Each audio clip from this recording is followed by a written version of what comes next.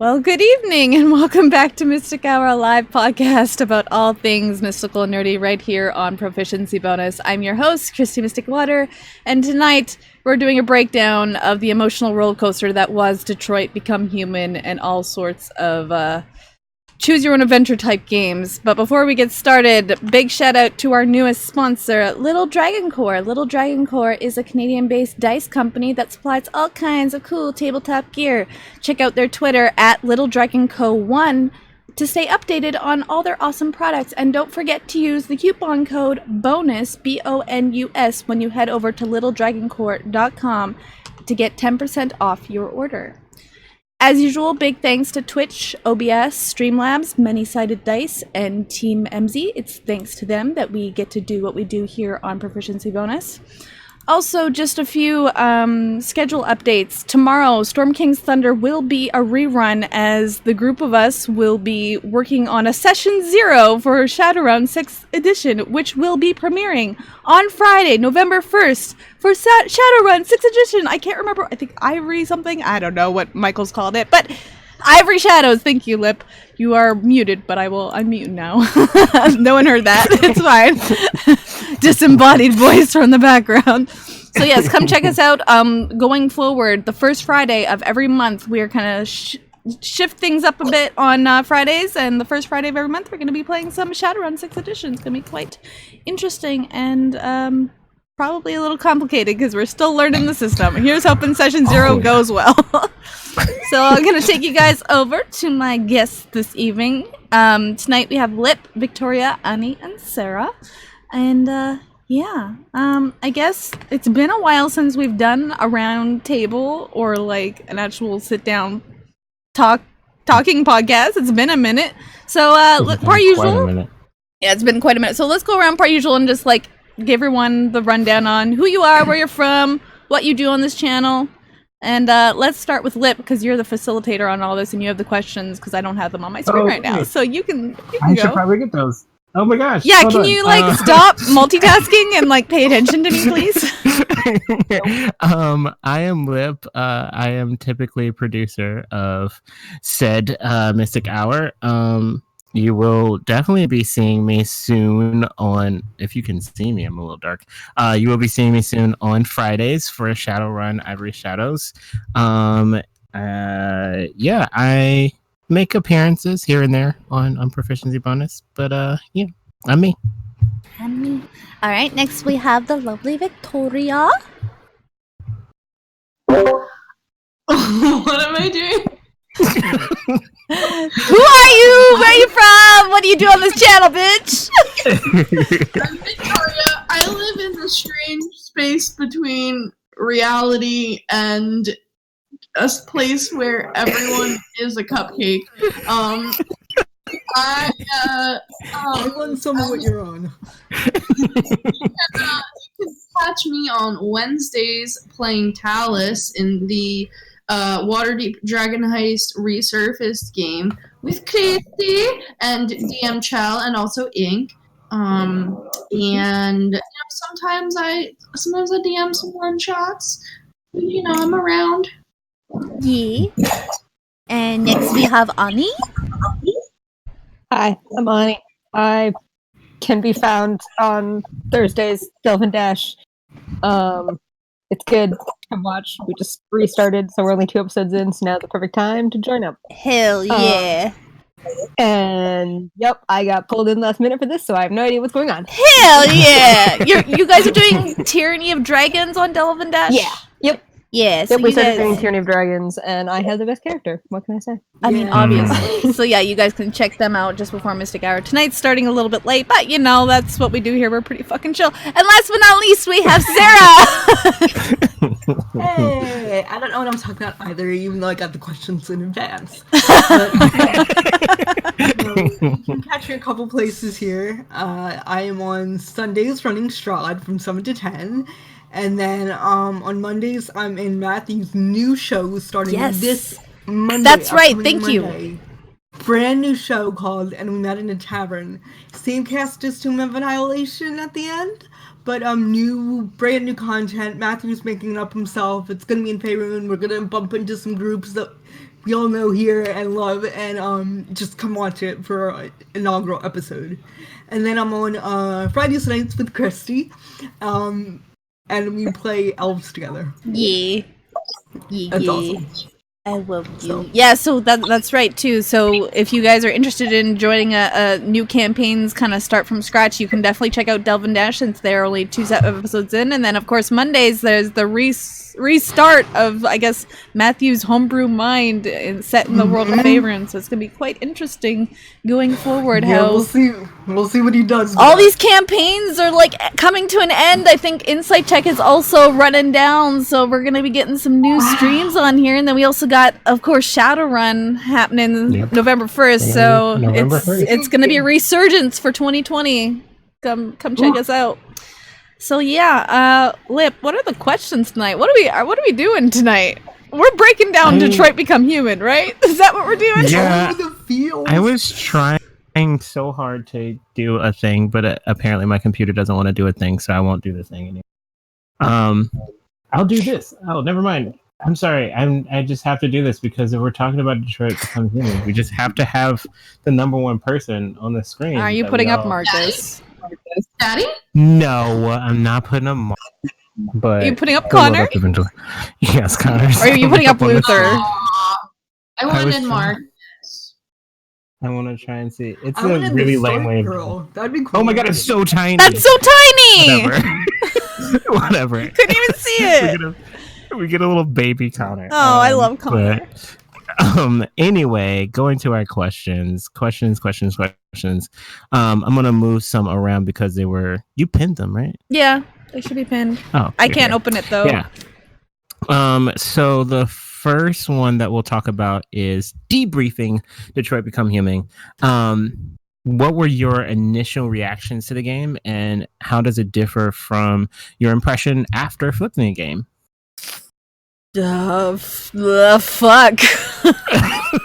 I mean, that's an accurate representation of my feelings. Like, I was so scared to like get them killed, and like I think I restarted it like once or twice because one, I wasn't really paying attention to like the controls, and it took me a while to get used to. It was kind of, I don't know if it was just the right controller on my actual like handheld controller, or if it was just like the actual mechanics of the game, but I found some of the controls very difficult to use especially when it's like time based. Yeah. So there was times where I was like, I'm missing something and I can't get my control to act the way I want it to. So I have restarted it. I think the one time for that when she was like in the chains being held in that creepy ass basement. Sorry. Everybody, spoiler alert. Well, duh, spoilers. Fuck. We're discussing it. Super spoiler episode. So that one I did also restart, and I think there was one other thing where I called non-lethal and I accidentally killed someone. And I did the D&D rules where I'm like, I called non-lethal. I'm gonna restart. But after that, after those two incidents, I decided, okay, I'm gonna commit to my decisions. I'm gonna play through and hope that they don't die. But also in the back of my head, I'm like, if Alice dies, I'm restarting because fuck that. No. So I will say that like your ending. How many of you all like watching have seen a section of her playing or have played any of the game at all? I think I was on when Vic was watching too. Actually, I've been on most of the times that Sara watched, so it was that. Yeah. Ani, were you able to catch any of it? Have you heard of the game at all? I saw the trailer before it was released, and I've seen maybe 10 minutes of gameplay. Okay, cool. That's good enough. I'm qualified to be on this panel. That's all I'm saying. Hey, man. But yeah, I played it, but I haven't like finished it. Yeah, well, I mean, it's definitely finished now. Yeah. Well, if you're here and this is not a spoiler-free space as we go through. Yeah, this is not spoiler-free space at all. Keep that in mind. Yeah. Yeah. But I do think that watching it was one of the things I did enjoy about your playthrough is that when you did start like saying, you know what, I'm just going to commit to going through the end. It's a big thing that people have to fin with, and that's what I like about this game. It gives you a lot of psychology to it. And so there was moments agency. where, Like there's a hella Yes. agency to it. Like you don't lose that like, oh, I can just restart if I don't like the ending. Like there was a couple times where I was like, I didn't get to do the thing. Fuck, I'll go back after I Yeah. finish the game. Because there was things that like later on in the chapters, I'm like, I didn't get to go upstairs. Fuck! Yeah. And so, Yeah. like, what do you do? Like, that's part of the agency. It's like, not, you gotta commit. Like, you promised, unless 2 people die, you're committing. Because I was like, Yeah, I you're must committing to protect the Connor, I situation. must protect Alice. Anyone else that dies, okay, fine. But, like, Connor and Alice, I was like, no! If you were just like a really, really, really bad player and you somehow managed to kill like all of the characters at the very beginning, okay, I want to preface this. Anybody who's watching this and has somehow managed to kill all the characters at this point, thinking that I want to get like some sort of better ending, I'm sorry, but I don't know that that's possible. But that has to be a really crappy like playthrough. Like I know that there's people who play these games and after you play through it your true way, like this is how my story would be if I made these decisions. Most people go back and say like, oh, I want to do like a really horrible ending, or I want to get Right. the really great ending. Right. And that's the nature of these kind of games nowadays, is that once you play what your like a personality Your quiz, once Gut, you take the your quiz gut for what you instincts, have, yeah. yeah, you go back and Hey, you try and, my like, gut pray for it. instincts made me successful. None of my BBs died. It was a Yeah, happy none of them died. ending. I was like, I did it! It was better than the ending I got. I'll definitely say that. Oh. Oh. And I was very surprised that there were certain things that happened. I guess this is a spoiler review, It's so fine. we can talk about it. So in my ending, Connor and Hank were not friends. It's actually Oh. very, very sad Oh. because Okay. Connor Did your Connor ends die? up Connor died a lot. He died quite a bit. And I think that's one of the caveats. If Connor dies a lot, you can't Yeah. really build a relationship with Hank. Yeah. And so they got really Aw. close. But then near the end, that scene that you were trying to figure out who's the true one, I never got a chance to unlock the name of the son. Oh. And so he ends up shooting Connor, like Oh. the good Connor.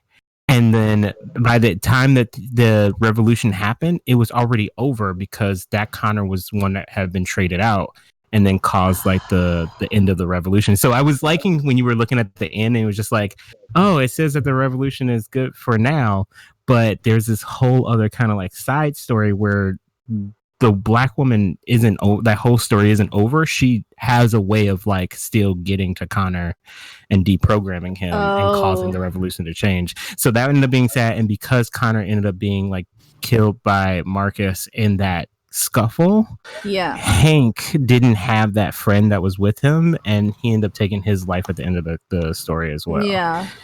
So I was like, that I got to the end, and these are decisions that like you genuinely make yourself, but you get to that ending, and I'm just like, I feel really crappy about the decision. I was like, wow, not only did like Connor get killed by everything, because another thing that happened, you didn't go into the kitchen when there's that big kind of tower heist episode. You went straight to the roof. Yeah, that was what made me angry because I was like, I still wanted to go interview people. I didn't want to go straight to the roof, but it was like, It made me feel. Oh, you mean on the way to release all the androids? Yeah. Yeah, like when they were No. investigating like the hacking of the tower. In the When he very made the big beginning, right? broadcast statement. Yeah, when he made the broadcast and then Connor and Hank went to go check out what you had already done. And there was Yeah. people I could have interviewed and talked to throughout the building, but instead of going throughout the building, I just went straight to the roof because I was like, oh, there's like blood or something going up there. I should check it out. And when it ended, I was like, I didn't get to do the thing. Well, to tell you how it plays out, so as I'm watching this, I'm just like, oh my god, I'm getting like super like nervous because I never, the guy who ends up getting killed on the roof for you, he never dies in my story, and he's at the end. Oh, because you didn't find him. Well, don't feel great about this. I shot the guy that was running away. Okay. And so he never. They have a lot of time to get away. But then one of the androids were in the kitchen, and when the investigator goes into the kitchen, when Connor goes into the kitchen, he sees the android. He tries to pull the memory from them, like you do with the stripper lady. Yeah, this is a great conversation, you guys. Like you do with the stripper lady. And he attacks you and rips out Connor's heart. Oh shit! Throws his heart away, and so it becomes a scuffle to try and make sure that Connor doesn't like deactivate because his battery's out. Oh no! And so Hank sees it and he tries to put it back in, and Connor has to make a decision of like getting the battery and putting it back into his body, but then Hank getting shot, or shooting the guy and then dying out. And so I was like, well, I don't want Hank to die. So I shot the android and killed the android, and then Connor died after that. Which makes your relation whenever Connor dies, it makes your relationship way worse with Hank weaker. Because he's very like what's the word? Like I can't connect with you because you're not real. You're right. It just reminds him of his son. Yeah, because his kid can't come back, so he's like traumatized each time Connor dies and come back. It's like that resentment and regret just grows and grows. Yeah. Like it makes total sense. watching that happy ending, and then also realizing that because for the longest time I was feeling the same way that you felt with the kitchen. I was just like sitting there. I was like, when I had that big scuffle in the big tower at the end, I'm just like, why can't I choose this one option? It's just locked. It shows me that it's an option, but I can't press it because it's locked.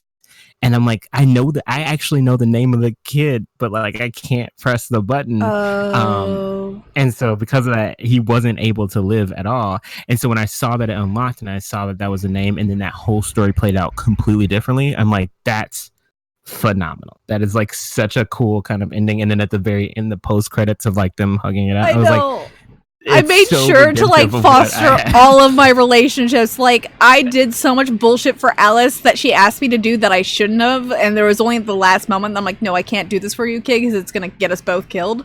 And it was the same thing with Hank. Like I tried my best to foster these relationships because like, oh, I don't want you to hate me. I love you so much. And it was the same thing, like going to the Canadian, hell yeah, Canada, going to the Canada border. And the revolution's going so well that the Canadian border guy was like, come on in. Like he looks at the screen, sees that it's hella like peaceful. You're not a threat to me. Come on in, bitch. I'm like, fuck yeah, Canada. I just watching the nature of how the game all plays. It's very interesting that like, in a lot of ways, it definitely feels like the actions you take have consequences and reactions. Like for every action, there's an equal and opposite reaction, and I definitely felt it in this game. And I didn't, like I know we're gonna go back into this, but I didn't so much feel the agency or the connection of like these story points or these actions that you choose, these choices you choose. I felt it way more in this game than I ever did in Life is Strange. Yeah, because I was going to talk about it as like an overall component, just kind of like bringing it around to. Well, let me ask this question first, because this is the only way that we're going to be able to continue having this conversation. If you could name this style or genre of gameplay, what would you call it, and how would you define it? Like, what would be included in that? The game. I'd say it's very similar to Choose Your Own Adventure books, like back in the 90s. True. Mm-hmm. So would you call it like a Choose Your Own Adventure video game? Choose Your Own Adventure RPG. Okay. Is what you could call it like I wouldn't necessarily call it a genre because you can represent it in sci-fi or like history, or I would say that it's a choice mechanic or like a choice morality mechanic. Mm-hmm. I'm playing one of those right now, the text-based one, more texty. Yeah. And it is billed as an RPG, but it's all decision. Mm-hmm. Oh, really? Well, then you also get like Until Dawn, which is they based the whole thing on the butterfly effect. Yeah, and that's definitely in the horror genre. Oh god, that one's a good one too. Because they just came out with Manamadon too, that company, and they're definitely going down this road of horror, which is interesting. I have a whole nother opinion about that one too. Have you played Until Dawn? I've watched an entire playthrough of it, or multiple playthroughs of it. Oh man, But see, I wouldn't don't know spoiled of play that horror one. because I don't do well with horror. Me neither. I'm in your boat. I'm in your I'll do boat. it. I hate horror Yep. stuff so much. Yeah. That is crazy. I am a huge horror buff, and after playing Man of Medan, I'm just like, I want to see more of this because, like you said, it can be in multiple genres, and I'm actually curious to see how you can play this in other realms. It like, can definitely you do a transcends romance? it. Well, I'm sure you could. I mean, there's the dating sims, but you don't get the agency for like dating sims for choose your own romance. Like it's definitely like a subgenre almost. Yeah.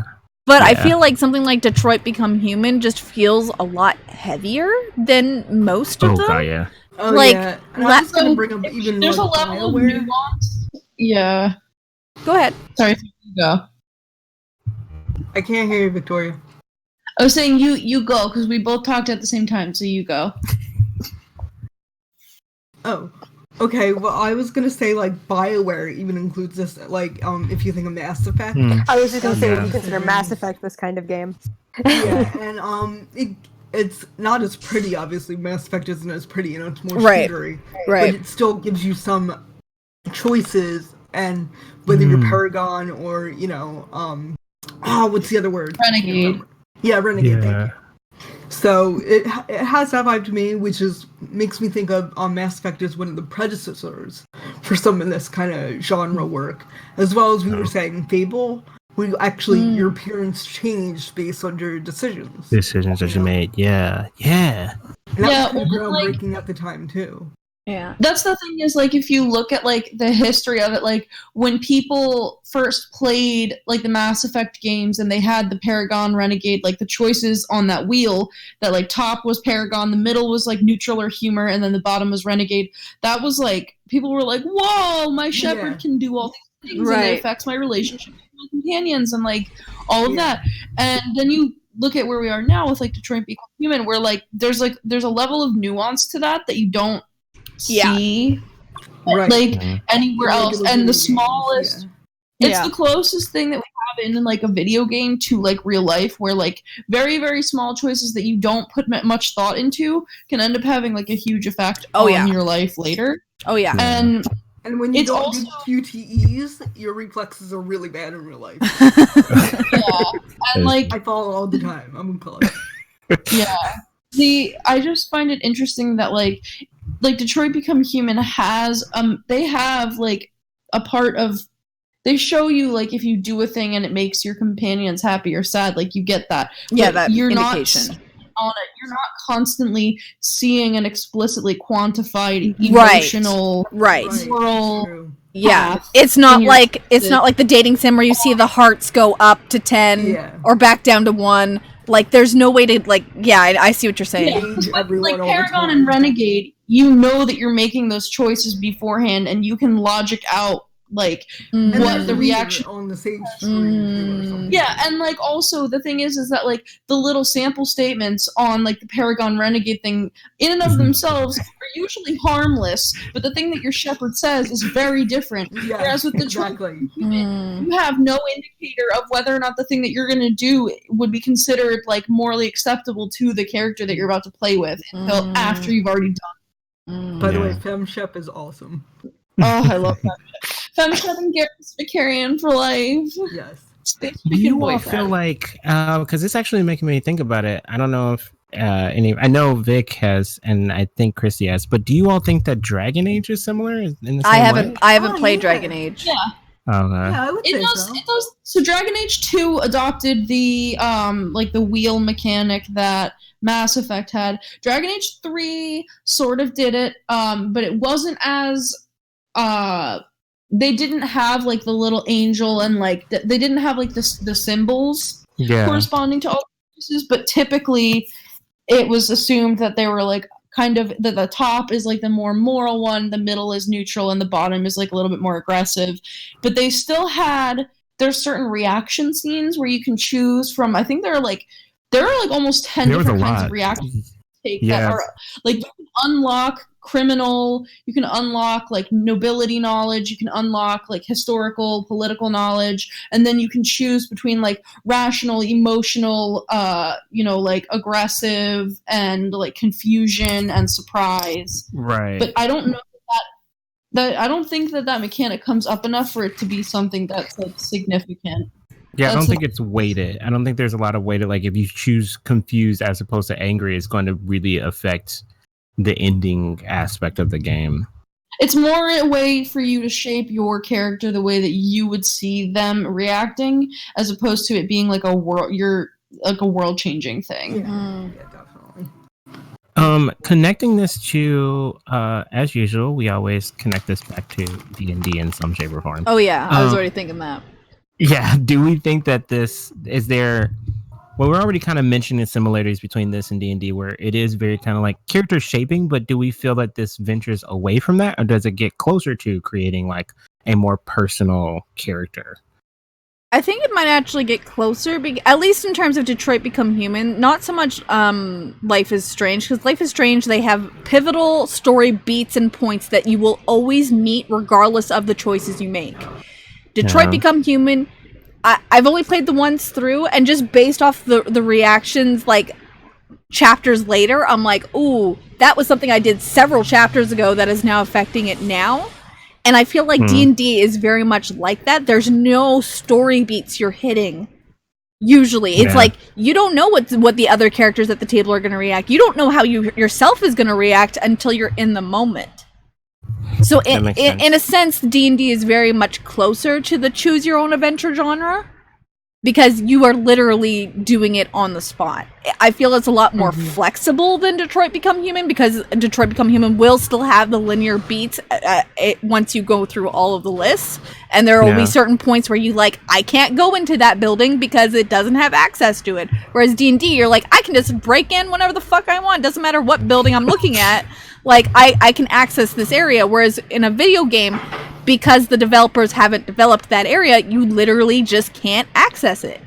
Yeah, you just can't go into it. So that's an interesting thought that I have been having basically since I watched your finale episode of the game, and I mentioned this to you, but kind of the effect of the gaze and the control of player perception in those games.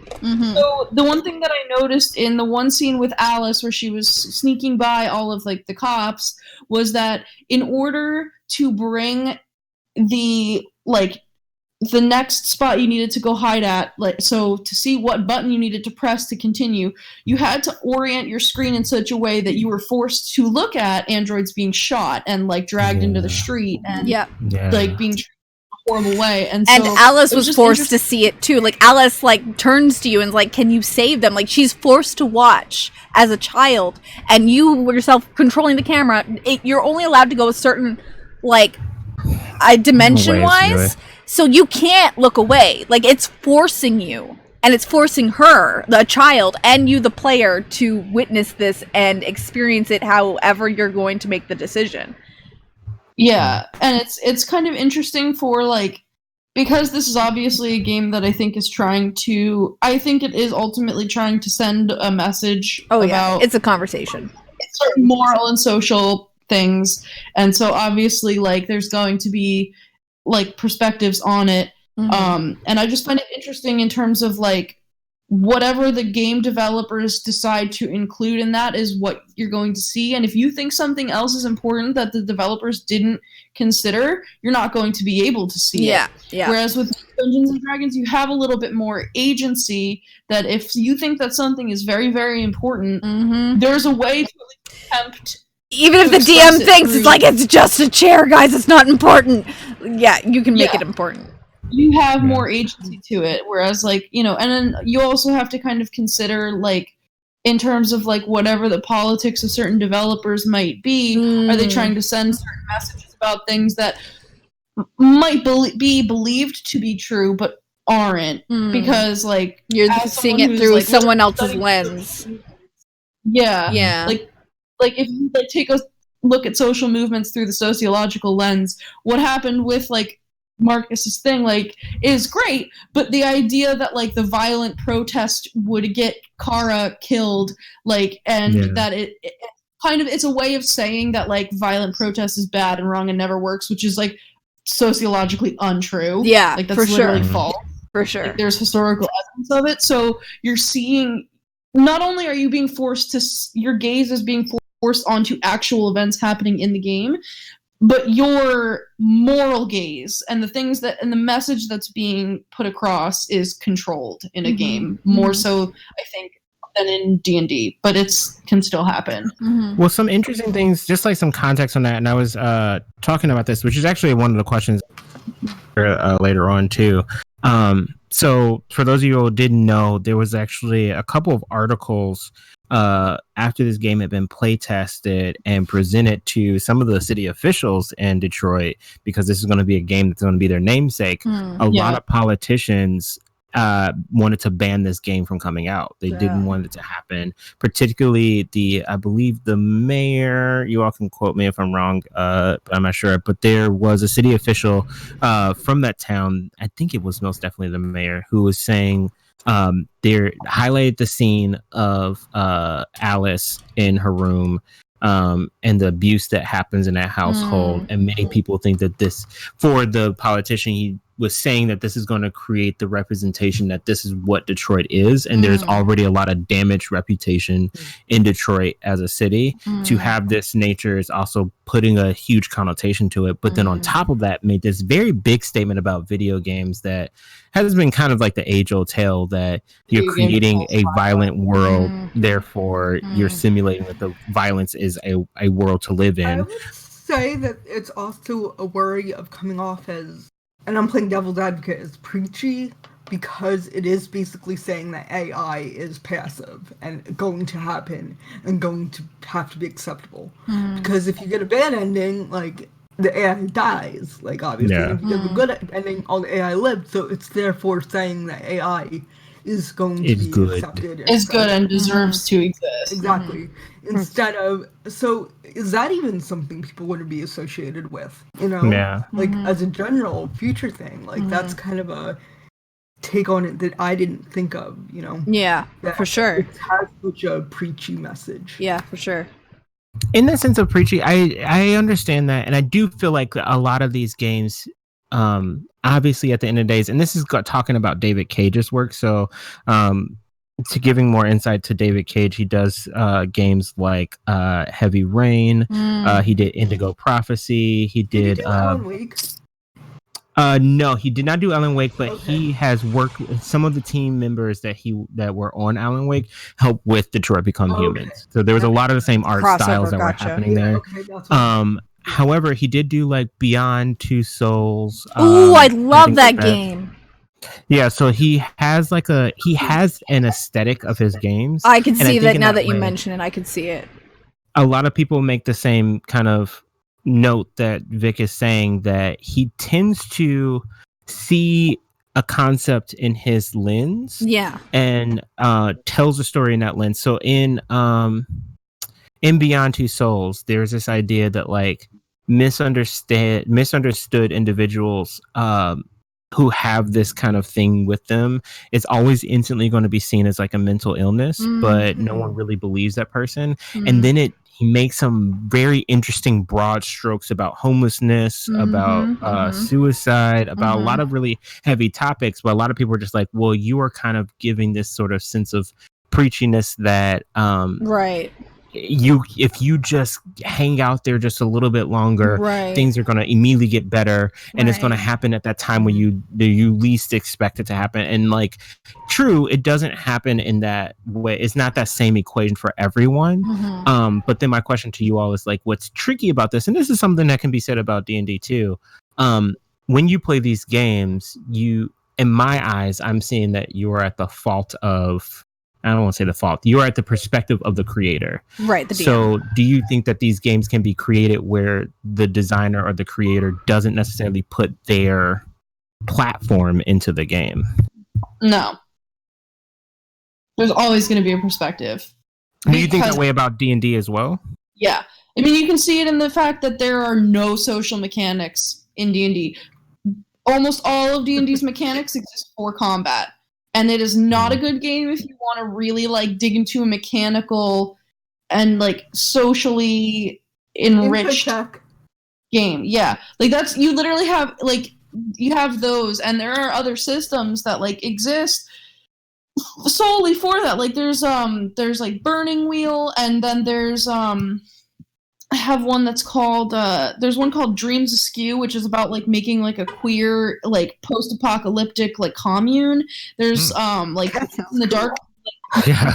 and you make like a thieves guild in like this like steam cyberpunk like apocalyptic like space, and like there's all these other games that exist to focus on other mechanics, but again, you're still getting it through someone else's lens and what they want to prioritize with their game, because they want it to be a social game or a combat game. And for all of the talk that Dungeons and Dragons is like a shared storytelling experience, like yes, but it's right now it does not exist to tell the story in the way that I think a lot of people kind of want to, which is combat light and more socially RP heavy. And it's the same thing with like the games, like, and with the video games. And unfortunately, I think that the kind of people who would really need to see the perspective presented by Detroit Become Human are the very people who will never touch it because they think it's made by libtard, snowflake, liberal, feminist propaganda. They're never gonna watch. They're never gonna play it. That's the issue. Is they're not gonna touch it. Unfortunately. I will say that I agree with you, Victoria. I will say that I find that D&D is a little bit more flexible than video games, because video games you just got the development team, whereas with D&D it is a collaborative storytelling, and it like not always, but I feel like the players kind of force the DM to face a black like mirror sometimes. It's your narrative. Yeah, it's your narrative. So I completely agree with you, Victoria, but I do feel like D&D is a little bit more flexible and a little bit more like malleable in that terms. But I also agree that it's still their world in there, and you're in their head essentially. But you can still kind of like what I'm hearing. I don't know. I'm hearing from devil's advocate, you know. What I'm hearing from it though is that that type of creation that happens is something that the DM does. Is not something that the book does. So like when you have those players that come into the table and they want to create a very, like when we have the round table session, and we want to have like a lore party where all of the battle, quote unquote battle, is happening amongst wits and a party. In that case, a DM has to kind of restructure how the entire game is played so that armor class is more like social appearance or reputation. And you also got like the different races and how each DM approaches those different races. Like drow culture might not be the same drow culture in one game versus another, and like so like that's another lens that you're gonna be going, because as someone who loves drow, that's another lens that you go into through the DM's eyes. Yeah, Lip and I have spent hours talking about it. we always go into it. I mean, my point is, like, yes, that people can get really, really creative with a game like Dungeons & Dragons 5th edition, and you can still express yourself socially, but that doesn't change the fact that the mechanic as it exists today, in the time where it is at unprecedented levels of popularity, is still a relic of what it was used to originally be created for, to be fantasy, primarily combat. And that's fine. There's nothing wrong with that. I love chopping up monsters. Like, I want... No, I feel you, Victoria. I feel you 100%. But, like, I think there's a difference between play acting with your friends and having a play mechanic. Because if you just that's true. hop on a call and just do that, you don't need dice for that. Right. Like, you can just exist in those characters, but if you want to have it be a game, and you want the social and the RP to stand at the forefront, that needs to be mechanically expressed. Luckily, players and DMs are subverting that in 5th edition. That's awesome, but it still doesn't exist mechanically for that, in my opinion. I love it. I wish I could play it every day. Of course. But I do think that there are some flaws with it, and I think that points to a relic of perspective, that because you can't take the combat out of D&D. Yeah. People will lose their mind. Yeah. As much as I would love to just take out combat, I'm so done with combat. I do wanna. Yes. Shout Hang out to, hang on. Sarah, what are you asking? Did JJ approach you about that that love story one that was all based on banter and witticisms and Victorian, like it was based on the Victorian era, and you were lovers and you had to pretend to be different levels of society. I think yes. I can't for the life of me remember what the fuck it's called. Oh, I remember. It's the one with the jungle blocks. It might be. Sure. Yeah. It was all about how you were in this time period, and it was structured to be like society, average setting, right? High society. Was it star-crossed? No. But it was all. I think it was called Regency Love or something like that. But something like that.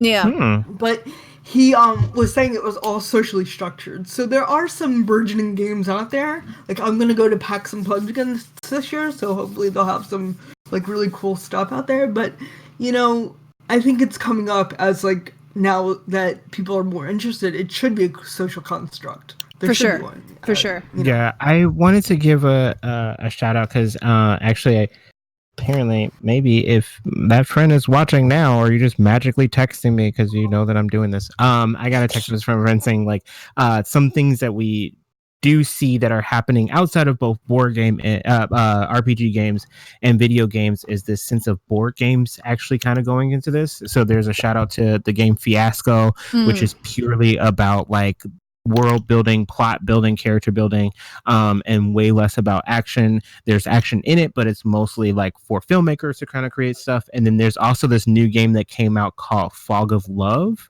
which is all relationship based RPGing. But then all of the decisions and the bonuses that you get are how you speak to somebody in a relationship. A lot of people have like compared Fog of Love into this thing that's like maybe a fun game way of fixing a relationship.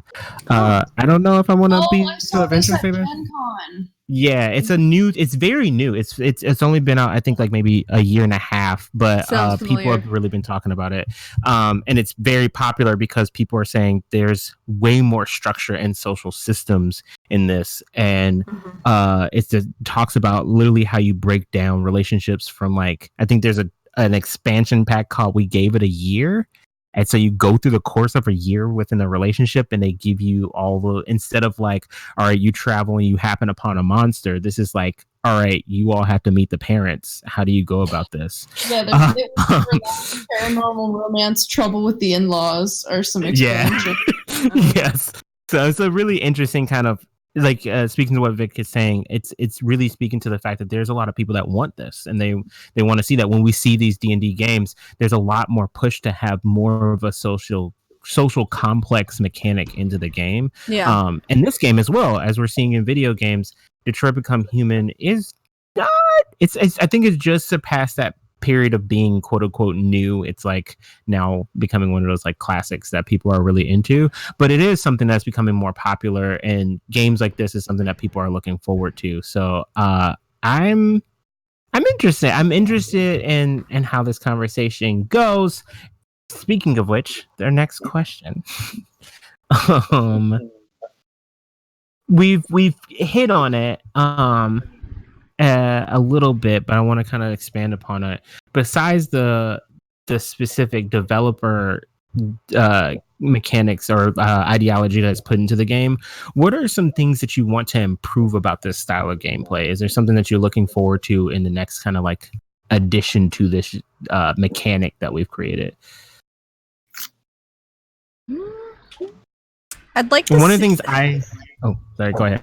I don't have it yet, but I would like to eventually see something this in depth and maybe even more expansive in the VR world. Ooh, that'd be a little like intense. That would be a trip. Yeah, That'd be intense. It's going heavy in this chat thing. I would love to see that. One of the things I just had personally a problem with VR is that the amount of game time that you put into Detroit Become Human, I could never put into VR. No, that's another problem with because VR is still so new, and I feel like down the road it will have the means to do it without making you sick for hours for just being so dizzy. So like we're not there yet, but I feel like we're on the cusp of it, and like I'm. As fun as most people find horror genres, I would just love to like see this type of like crossover to that platform. Yeah, just to change it up. Yeah. Imagine doing this kind of game with this level of drama for just a slice of life game. Where you're like, oh god, I gotta get up and make coffee. Yes, you're making me do dishes. I'm gonna watch. Oh god, I gotta pay. Be an android, just do all the chores, wash the bathroom, and be like complaining the whole time. This is my personal. We're at my son's wedding, and he's flirting with my grandpa. What? This is my personal gripe with Cage and his work. Love what he does, and I know that he knows that his strongest feature is showing human-like features in video games to the point where you get every minute detail. Right. You get the whisker on their face moving. You get the pores in every shot.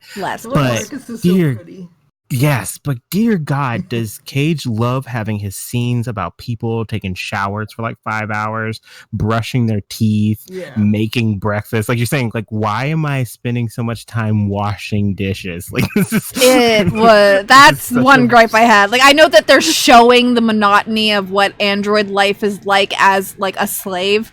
But like, oh, come on. If I'm gonna do chores, I'll do it at my own house. Fuck. Right. And not only that, but people are just like, the amount of detail that he puts into, I know he did a lot in Heavy Rain, because at the very beginning, it's like having a kid's birthday party and you're pressing buttons and mechanics to wake up and put on your shoes and like brush your teeth and take a shower, and I'm sitting here just monotonous. Like, what is going on? But I think he does it because he just like, look at the finite detail. I can show every tooth. I know he's doing it to show, but I fucking hate it. I actually just had to write a paper and do a presentation on something that I think this is really interesting, because video games in a way are able to subvert the way that we consciously understand body image. When we think of body image, we think of it as being something that's fully visual, when in reality the way that we construct our understanding of ourselves and each other is almost entirely non-visual. It's the way that someone talks, it's their tone of voice, their word choice, their bodily movements. You understand yourself from your own personal understanding of your physical space and the internal movements within your body.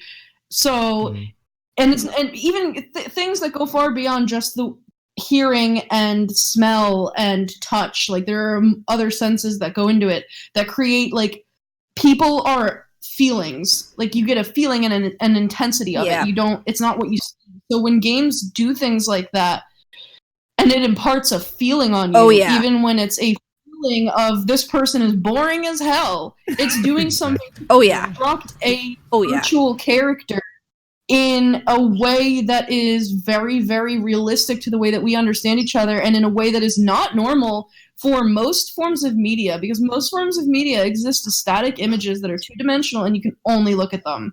And it kind of expresses these virtual personalities and as bodies that can move and transform and change. And my cat is having a coughing fit behind me, but I literally had a presentation on that this morning in my consumption and everyday life class, and I feel like that's very like a thought that I had about that. Nice. And it kind of like crosses over to that Netflix thing where you're like choosing his cereal choices. What's it called? Yes, Bandersnatch. Yeah. When you have to choose like which cereal he's gonna do, like is he gonna like wake up at this time and is he gonna do this with his dad? Like it's the very beginning of it is so like mundane. Yeah. And it kind of just ramps up.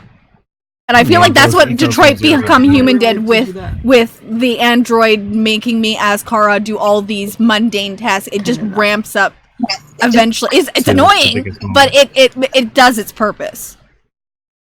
I want to shout out to some folks in the chat. By the way, it is hot in the chats. You all are dropping some gems of knowledge.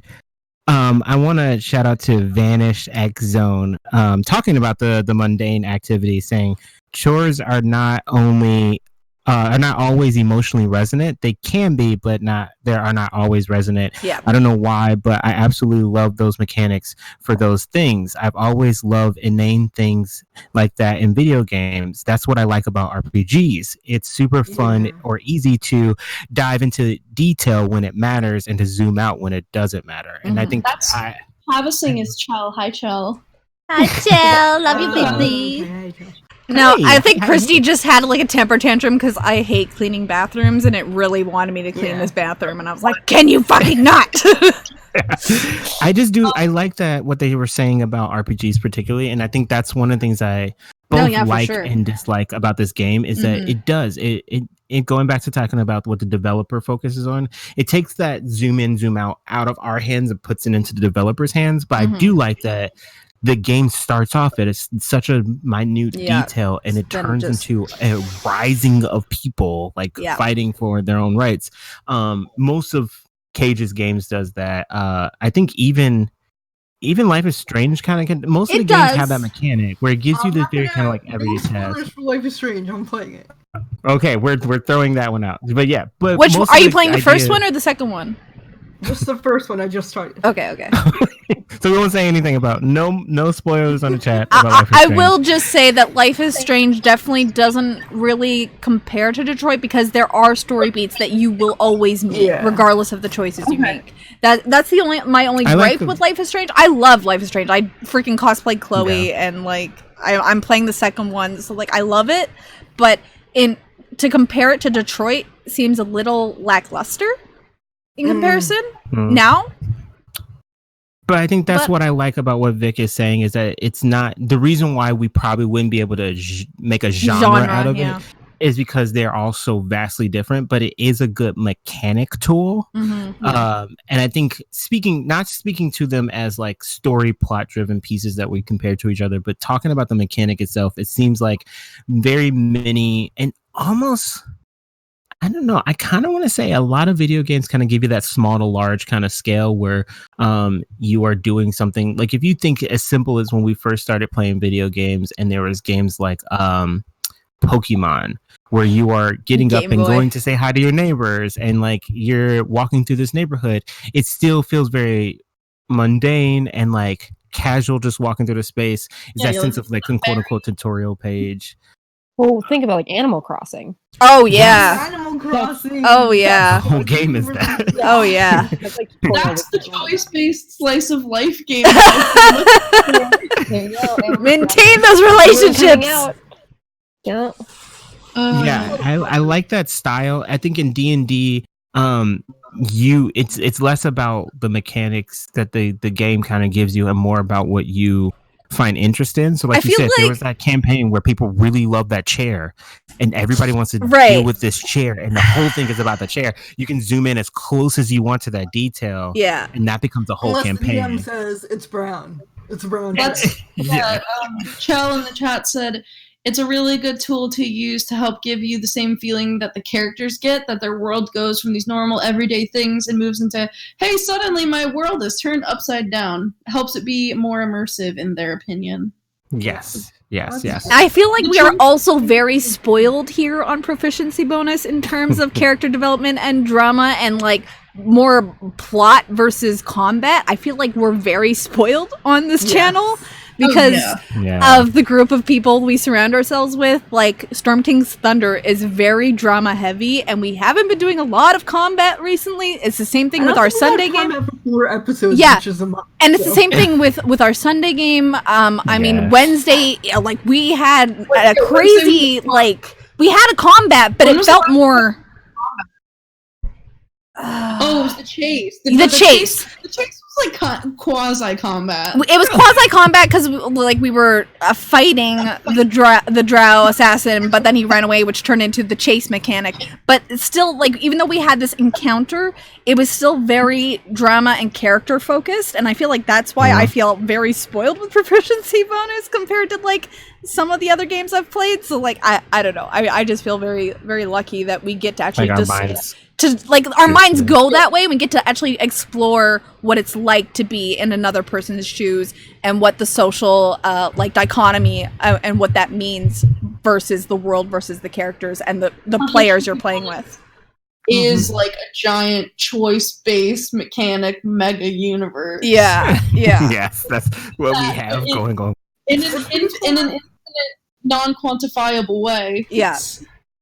It's pretty cool in D&D that you get to be yourself, but also your character. Mm-hmm. You know, as opposed to a video game where you are the character, you are FemChep. Right. You know, right. You get to insert yourself into D&D as much or as little as you want, which is a big thing for me, I think, and has been a big therapy for a lot of people. Oh, for sure. I know, actually. For sure. Have inserted some mechanic of their life or event in their life or something into their character, and it's really affected how they feel about it. Like, I know I did that mistakenly for my first character ever, and but it's been really helpful to think about it since then, because my friends who I play with couldn't be more supportive. Yeah. You know, and more loving whenever it happens or it comes up. You know, it's just that kind of thing. Yeah, for sure. Yeah. And it's like, you also have, like, if you want to be a hero, and that's going to be, with D&D, like with what we do, if you want to be a hero, you can be a hero, but if you want to be a murder hobo, you can be a murder hobo. If you just want to be a regular person who's, like, doing some weird stuff, like, in theory, you could turn D&D into a farming simulator. Like, I mean, we turned it into like a restaurant sim on Wednesdays. Restaurant Tycoon. We did Restaurant Tycoon on Wednesdays, so you know. And we were having a fucking blast. It was so good. And like, but I think that as far as I was thinking about it, it's like the option for inserting so much or little of yourself in there is really an interesting part, especially when you focus on it in a different way, like your character's way, instead of, so you got to take that initial step back and then refocus how you view an event, and it can be crazy. And you don't get that luxury in video games because the developer has already developed the character for you. Right. Or even in real life, like sometimes you can fix things in real life, that in D&D that, you know, make you shitty in real life. One of the things I want to do, just kind of playing devil's advocate to this, and I think kind of leaning into what Vic was talking about, like developers' moral gaze being kind of implemented into the game already. One thing that I've noticed that I kind of actually, I don't know, I've been very fascinated with. I've been studying when I was in college the concept of avatarism, and the fact that in D&D you can be anybody you want, but typically you may lean on a spectrum to a character that you might agree with, that you might have similarities to, that you might relate to. But one of the things that happens with video games is that sometimes you are put into characters that you are nothing like, and there's complete opposite decisions and characters and ideals. And so in those moments you're forced, and I think that happened a lot in Detroit Become Human, where you're streaming at the TV. And you're sitting there, you're just like, I don't want to do this. Like, I think one of the things that really hit it off for me is when I even heard Vic through the streaming camera when Connor's on that elevator, and then out of nowhere he just insta murders everyone. Yes, in the elevator. Even I was like, what the fuck? And you're all sitting there just like, that is not what I would do. That's not what I want to do. Yeah. I didn't want any of that. But the thing is that in that same time, you have to think, you now are forcing your own ideas to the back seat and saying, what is it like to be this person in this moment, making these decisions? Okay. And the thing is that eventually, all of us who was watching that scene, we were able to just kind of like accept it. Yeah. Okay, this is a part of the story. Yeah. This has to happen for the sake of it happening. Is it crazy? Oh yes. Is there blood all over this? That's a very fair point, because like in my mindset was so set on being pacifist and not letting any human die in this revolution to like make a point that no, we're not like you, like we're not violent. And then before I even had a chance, like, I was trying to disarm them in my head, but his way of disarming is just blast him in the freaking forehead. And I was like, fucking Connor, no! Like, that's not... Oh, well, it's done now. Oh, fucking well. Like, fuck! It made, again, don't want to give any spoilers to anybody who is going to play Until Dawn or has plans to play Man of Medan. But there are characters in these stories where, just like any typical horror movie, they are your basic jock, like teenage girl who wants to get drunk. Like they have these kind of archetypes that are in movies, but depending on the choices that you make, you're not given the choice of like, well, what would I do in this situation? You are choosing between like, do I want to be the dumb blonde that makes a smart decision now, or the dumb blonde that like makes the dumb blonde decision now? And in that, it's interesting because the whole time I'm playing this game, I'm just like, I would not, especially in horror movies, I say all the time, I am not going to be the person that goes into that basement.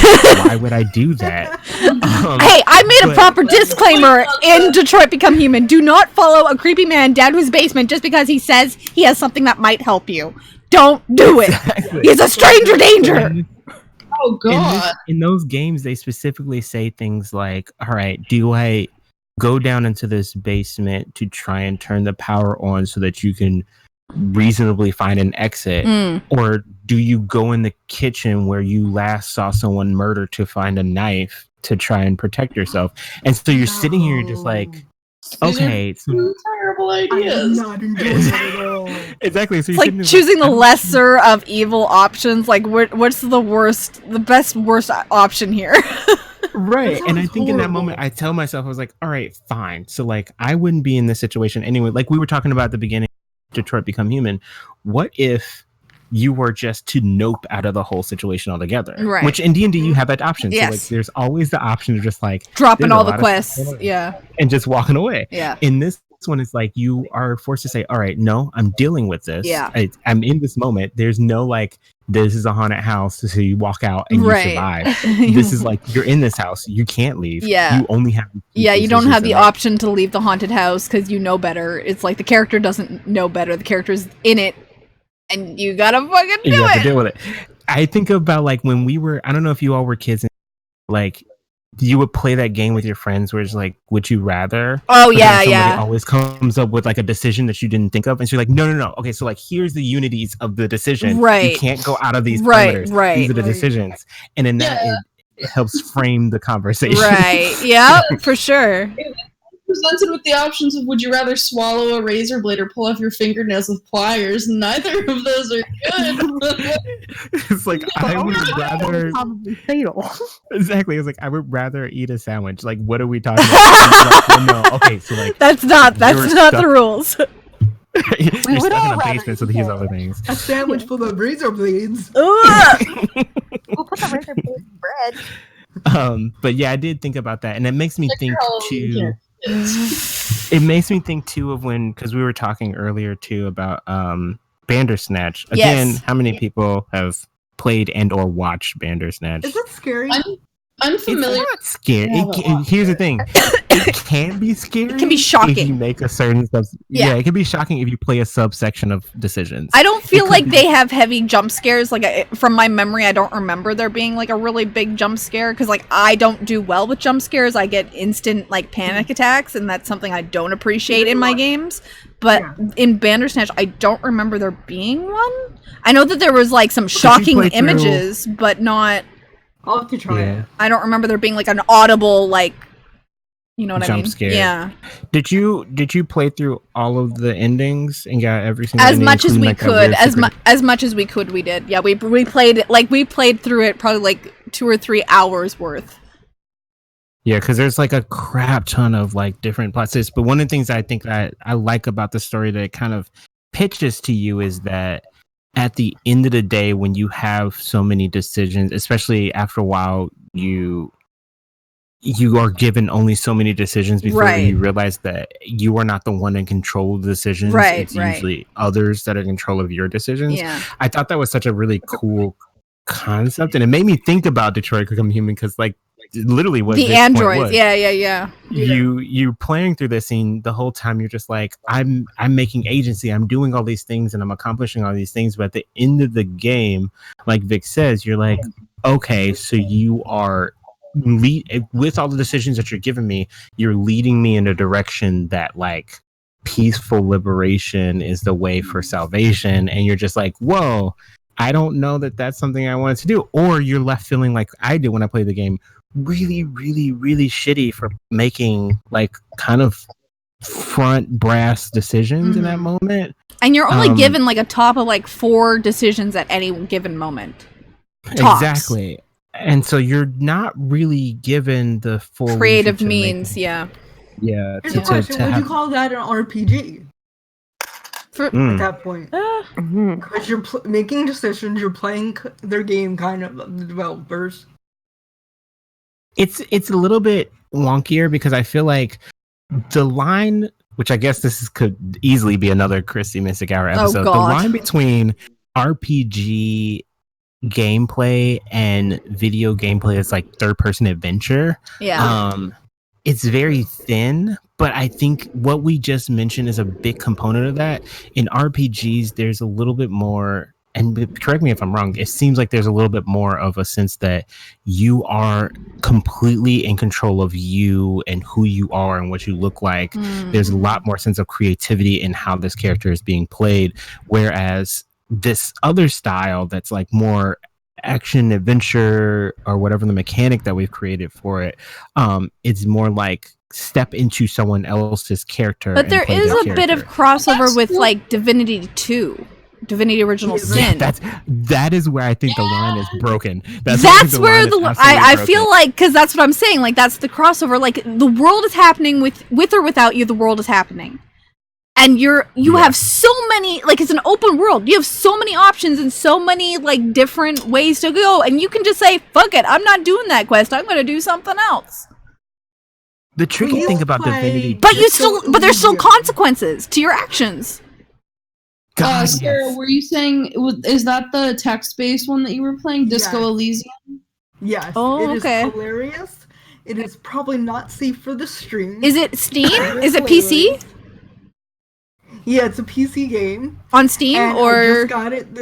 It just on Steam. It just came out Tuesday, and it puts you in the position of a post-apocalyptic drunk cop that doesn't remember his name when he wakes up in the morning. Oh no! But it made me laugh because you still have to put on the shoes. You have to do the mundane thing of like getting dressed, but you got to find out where your clothes are because you were drunk. So, it's hilarious. That's adorable. Character from Christmas one shot it's open world. Well, not open world. It's open question. Like you can talk to a lot of people, get like 5 or 6 different answers, and it's just ridiculous. The thing about Divinity that makes me really itchy about this topic, because I feel like I know, me too, because I feel like it is borderline this subgenre, but also not. Like it's more open world. I don't know how it fits. Does it fit? Yeah, because it's a mechanic. I think it definitely plays with the mechanic. I think that games like Divinity, games like Fable 3 when we were talking about it, games like Dragon Age, because they're centered around that sense of like tabletop D&D RPG is the basis for how that game came to be. Because if you look at Divinity, if you look at Dragon Age, if you look at Fable, they have all the same mechanics of what D&D is, but in a gameplay version. Divinity, and thank you, Chris, both Kristy and Victoria, for playing the limit of what this game can be and what it should not be. Stay tuned for that on next Mystic Hour. What limit does Kristy push? Because I know the limit I pushed with you was severe murder. I was basically like a vigilante cop assassin. I killed every guard. I pushed the carrying capacity of my bag limit.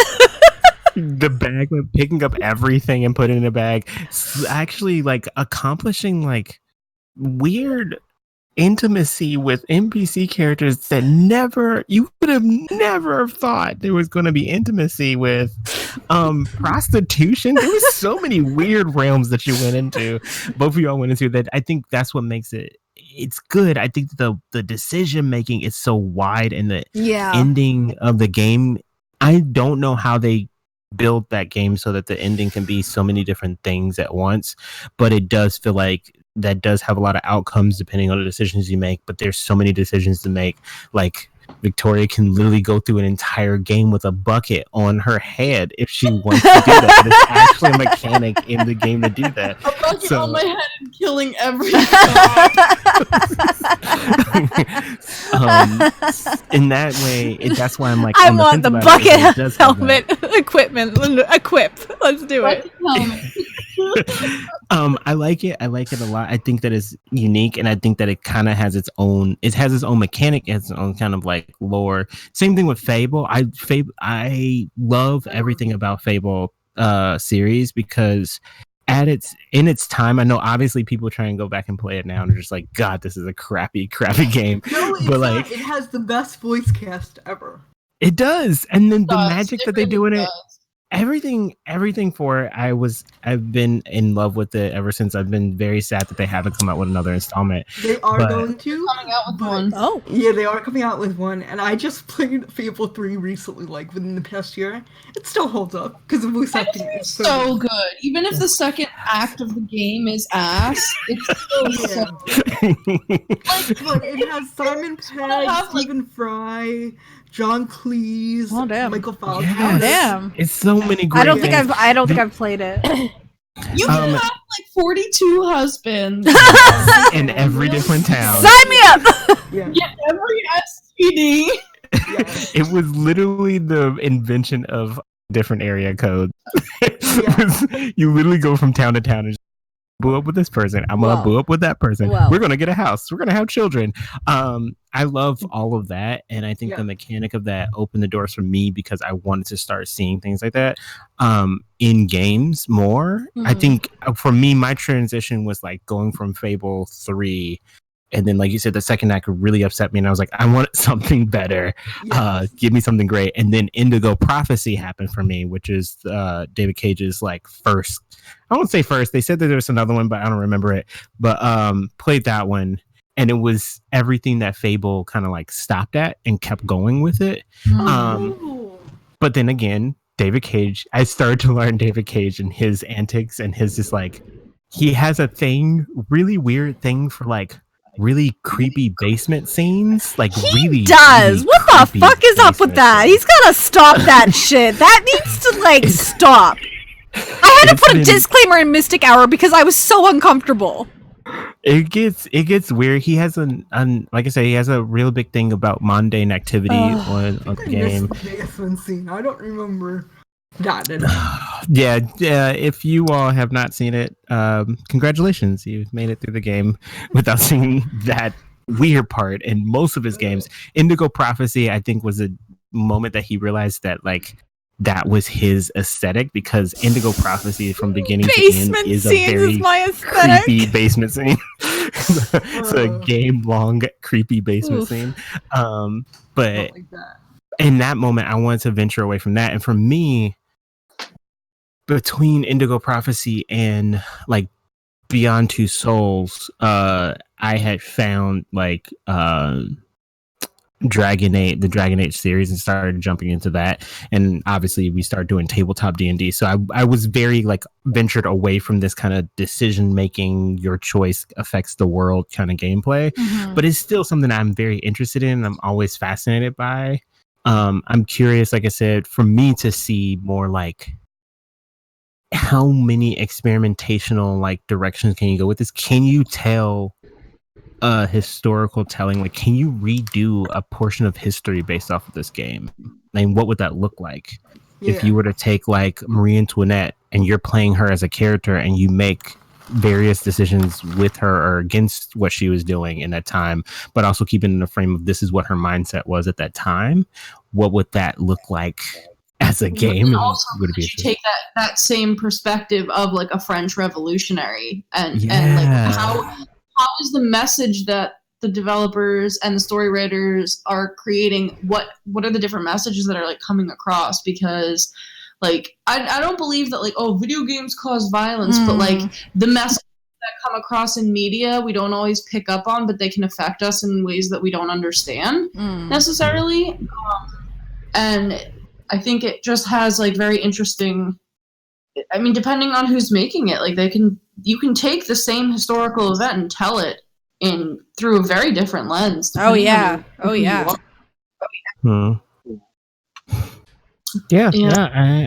would love to. I love movies and shows like that when you're going through a different lens of a historical moment or just like in general. I love that. And like we were saying, we're seeing it in horror now. Obviously, I am the only person on this stream that is very, very interested in saying where they can go with this horror. Yeah, have fun. The floor is yours. I don't give a fuck.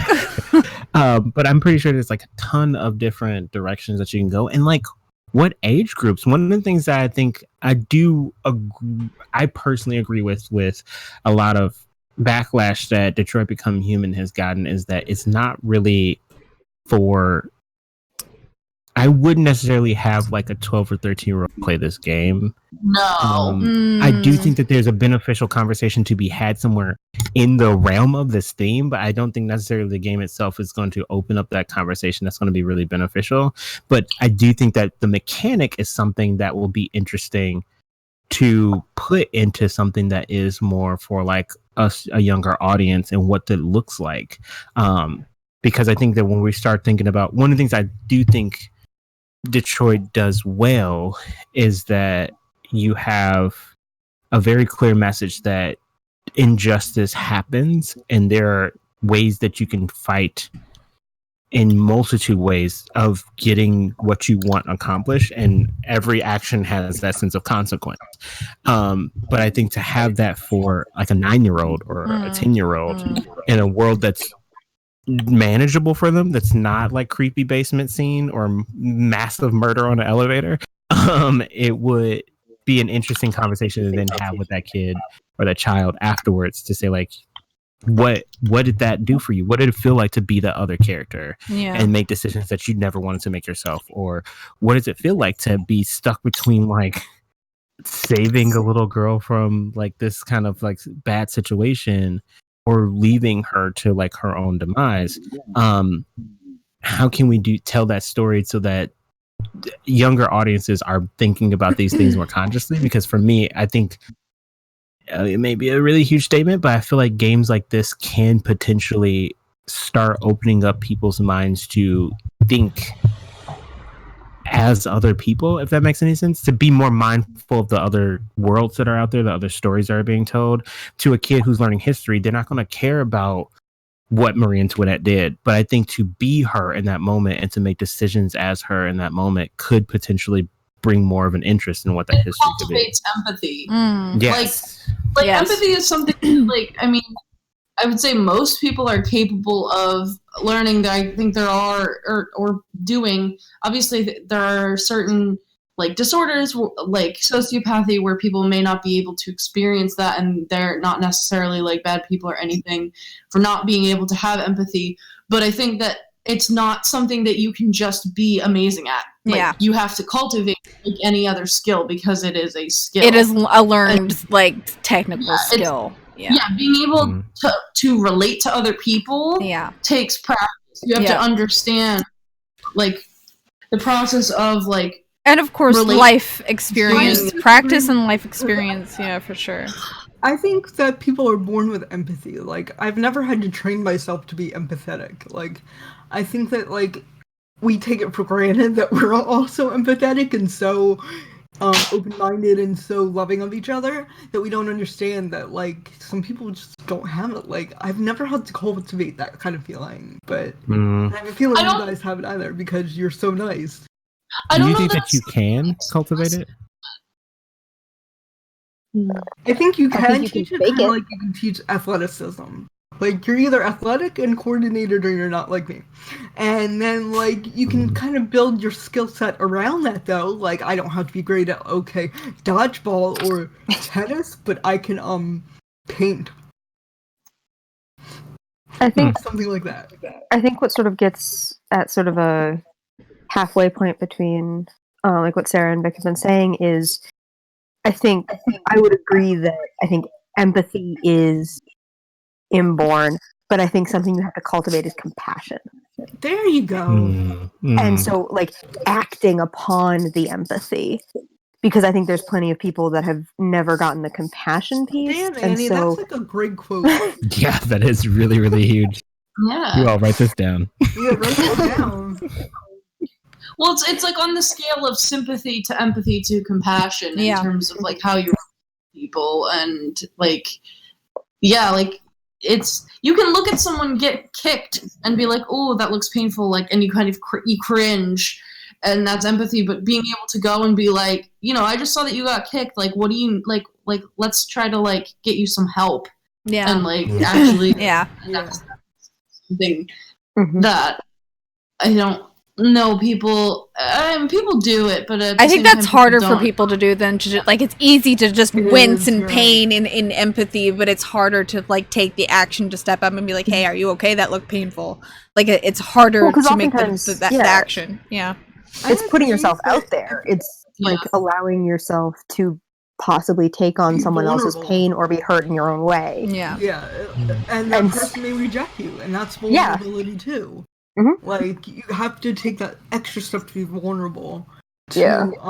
the world. But I For someone do that got kicked or to a certain extent helping them. can see both sides how video games can desensitize, but I could also see Yeah. Lip's perspective that actually if we were to develop it in a proper and healthy way for the age Oh, that'd be range, so awesome. we Lip, if could you in Mhm. fact cultivate it through video games instead of desensitizing it, Lip's idea, you heard it here first. depending how you tell the story. Millionaire. Depending. Someone in chat asked, empathy is inborn, can you elaborate? So I think what that claim is saying that for the most part, empathy is something that like all people have it, is kind of what that means. Obviously there's, when it comes to people, there's nothing that's like universal 100% always the case, but Right. in general, that's what that for the person in chat asking. Do you And- think that they're meaning like is it possible that people are some people can be born without that sense of empathy? Oh yeah. We're getting real philosophical. Of here. course. We're Well, becoming well, human. Victoria mentioned it with Sociopath, yeah. Victoria already mentioned with the sociopath. They literally have a chemical imbalance where they are unable, like that part of their brain Or is unable even to on the- activate. On the other spectrum, obviously, is autism that they can't feel. Yeah, empathy yeah, in some yeah, yeah, yeah, yeah. situations. Yeah. But So then it in is some possible to ways they have also it. feel like mega empathy. Right. Yeah. And so it can really go either yeah, way, yeah, Yeah. Yeah, but I mean, I think also with like empathy versus compassion, we see empathy in other animals. Oh, that's true, And Yeah. whereas, like, Interspecies that do it. yeah, and so like if you look at like different chimpanzees and even like elephants and like dolphins and shit like that, like there's empathy in like their like they've figured out through like brain scans and shit. Yeah, like, they have the empathy. ability. Yeah.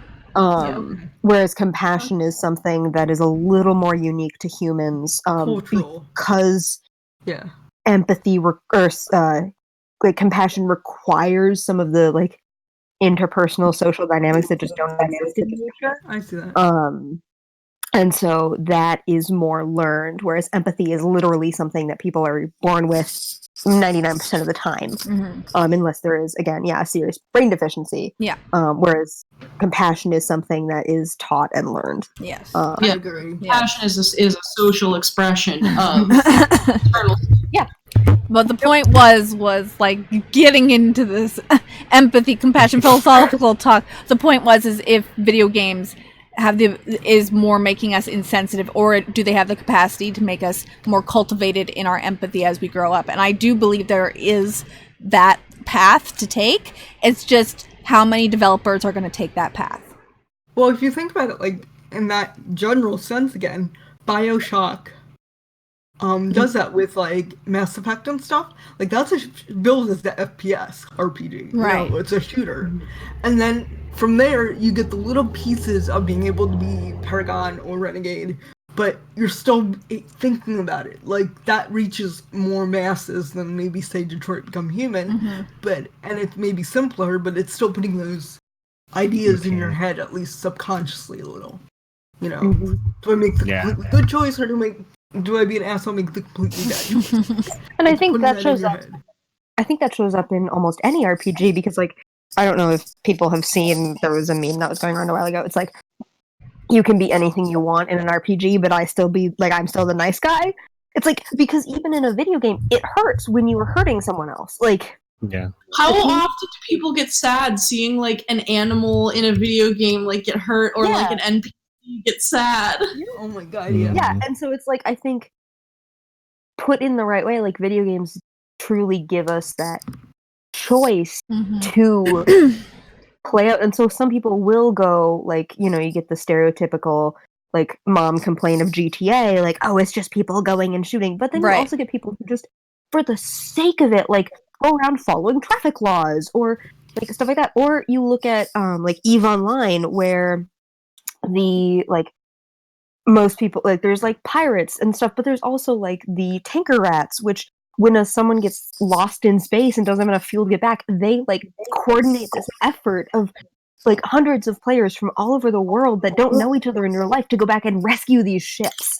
Wow. Like, it's so cool. And so I think like video games have this way of both like, yes, you can have something where someone like is able to get out their sort of violent side, but you can also see way to like just how humans come together and how there is sort of that innate good in people, which I think is just amazing.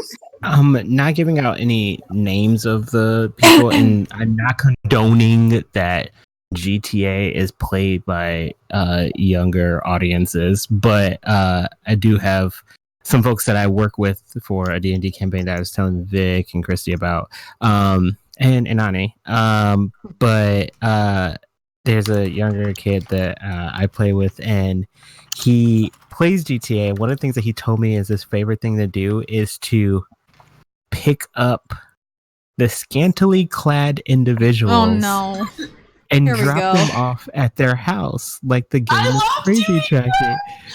So he gets them in the car and he drives them to a place that looks like a home, stops, and then goes and opens the door to let them out of the place. And he literally plays chauffeur in this game with what he doesn't realize is prostitutes. Oh no! You are a prostitute Uber service. That's adorable as fuck, but oh no! And I'm sitting there and he's explaining this, and in his mind he's not thinking of like, oh, I know what the game is about, and I know what happens when they get in the car and everything. But the fact that he's just like, yeah, gets in the car, drives them to their location, I get out and I open the door. He said it started with him just like trying to drive and like learn how to drive the car, and then he heard like these two people arguing, which again is probably a pimp and a prostitute, and so he goes over to the person. He's like, this person clearly needs to get a ride. And then gets them into the car. Oh my god, that is precious. Oh my god, my face was like melting as this happened. But I'm sitting there and I'm thinking about this, and I'm just like, one, obviously you get to a point in your life, and I'm thinking about this for the child, that I'm just like, you're gonna get to a point in your life where like obviously you're listening to the words that the people are saying in this game, and you're thinking about the actions that happen in this story that's actually for Grand Theft Auto, and you realize this is not that game where I can play driving Miss Daisy or like taxi driver with prostitutes, but you start to really kind of get it, and you start to pick up like, oh, well, that's what this game is for. And then to me that's the harder thing, is when you slowly start to realize, see, that's GTA through a child's lens. That's adorable as fuck. Holy shit. So pure. I just think it's really beautiful to see the way that people can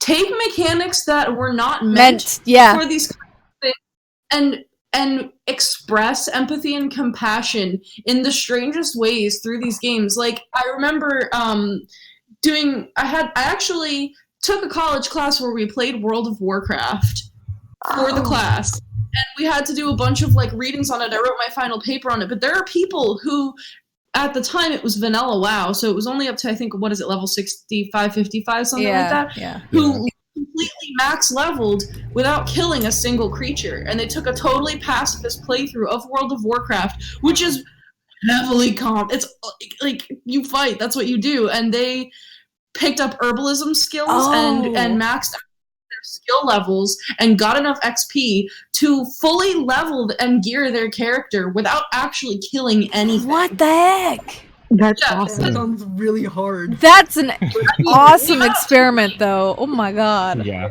Yeah, the amount of time that you have to spend picking herbs to do that is insane. But like, and obviously that was when the level cap was significantly lower than it is now. But things like this little kid picking up the naked ladies and making sure they get home okay, or people refusing to kill virtual boars and kobolds, and like just these weird like subversions of game mechanics in games that are not meant to be these choice-based RPGs. You still have people find the most creative ways to express their agency. Yeah. I just think it's really beautiful. Yeah. Have you guys heard of the WoW plague? And Yes. sort of what came after that? Yes. Like, so there was a. Wait, the what? So in World of Warcraft, when they released one of the expansions, there was this new boss fight that the boss had the ability to like infect people with something. And it was supposed to be like you had to be a high enough level to get into the arena where it wouldn't kill you instantly. But also, like, it was supposed to be once you finished the boss fight or died, like, it went away. But what happened is that there was a programming bug where if you put your pet away mid-fight, your pet would still be infected. And so the, like, plague essentially got brought back into the greater world of WoW. And so there were people who were literally dying because it was strong enough to kill a low-level character pretty much immediately. And so there were some people that were going around, like, intentionally with their infected pets. But then there was just this whole group of people that went around healing people and like they set up a triage, like how they would set up in real life, how you would respond to like a plague. They did quarantines in WoW servers, like it was fucking phenomenal. They've looked at it, like actual medical people have looked at it as, is this like, obviously it's not entirely accurate of how people will respond in real life, but they're like, this is the closest we have to like a chemical weapon attack or something, like, like so they can look at it and they've used it to model it. Yes. Super cool. Yes. I love that the scientists and the sociologists like look at this as an example of what we should do in case this ever were to happen in real life. I'm like, this is and these are people that like instead of going out and leveling, like they could be like, oh fuck you, you're dying, that's not my problem. Thousands over like dozens of the servers, thousands of players set up fucking triages and quarantines, like, without any real organization by one person. This is something they just did. Goodness of their heart, yeah.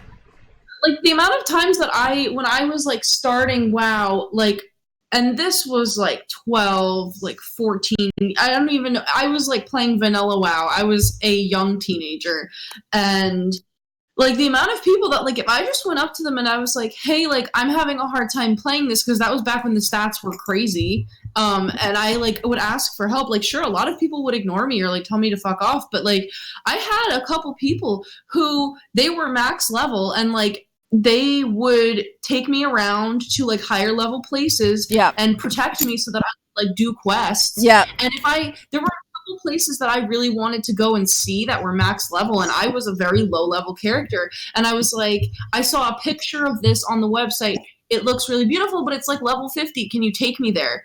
And people would literally take me on an escorted sightseeing cute. You became the escort because I just wanted to see things, and like, there's a lot of like really, really awful stuff that happens in the world every day, but I think that it's like little things like this that just like, I'm just like, people can absolutely be like, people can be good and bad. People are just people, and it's like amazing to see like these expressions of that compassion. But it's all because it's anonymous, if you think of it that way. What's that? I'm sorry, I missed what you said. I think it's because everyone's anonymous.